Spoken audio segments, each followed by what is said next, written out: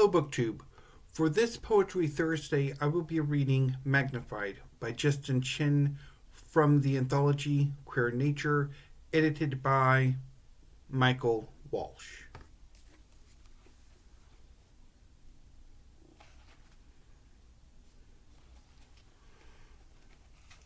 Magnified.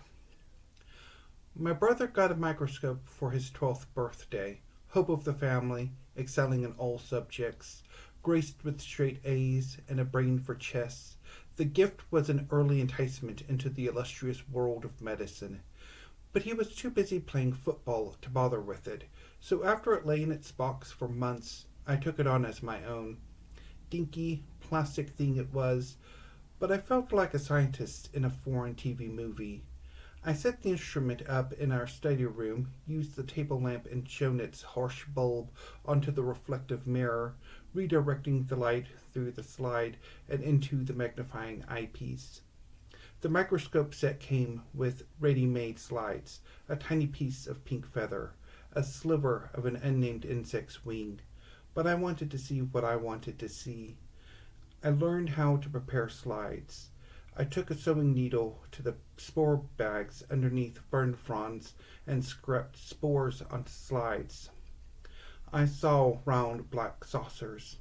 I stripped leaves and petals of their epidermis by painting them with Q-Tex nail varnish and carefully peeling that layer of hardened goop off.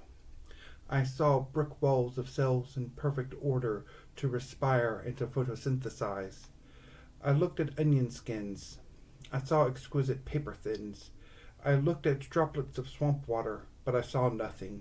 I caught ants, the small black ones and the ferocious Karinga fire ants, and pinned them under glass slides. Still alive, their segmented bodies struggling, magnified to horror movie proportions.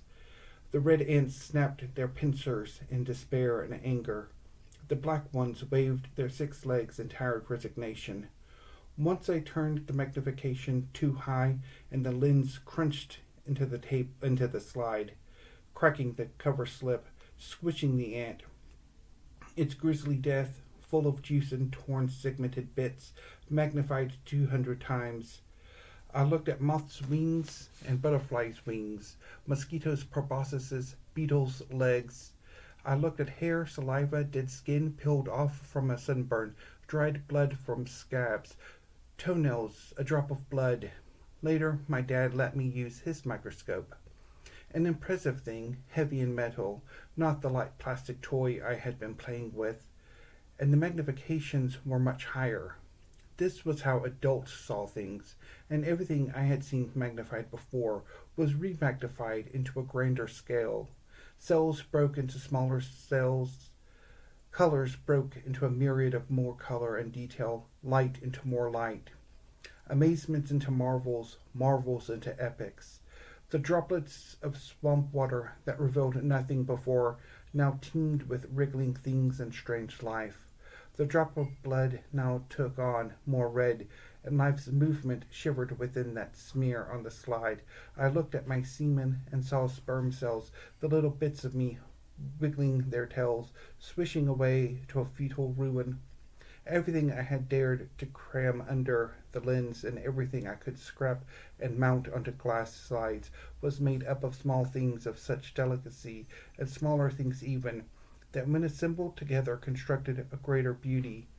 The dead bits laying on those slides were to face up to the harsh realities of the world's atmosphere, to give flight, to fight, to hunt, to repair, to prettify, to live as much as the fragments, the living crumbs hold together, and everything that was examined and dead, peeled off and amputated, separated from its larger life, was renewed with as much, even more glory than the day and the day after that imagined. Thank you, BookTube. Have a great day.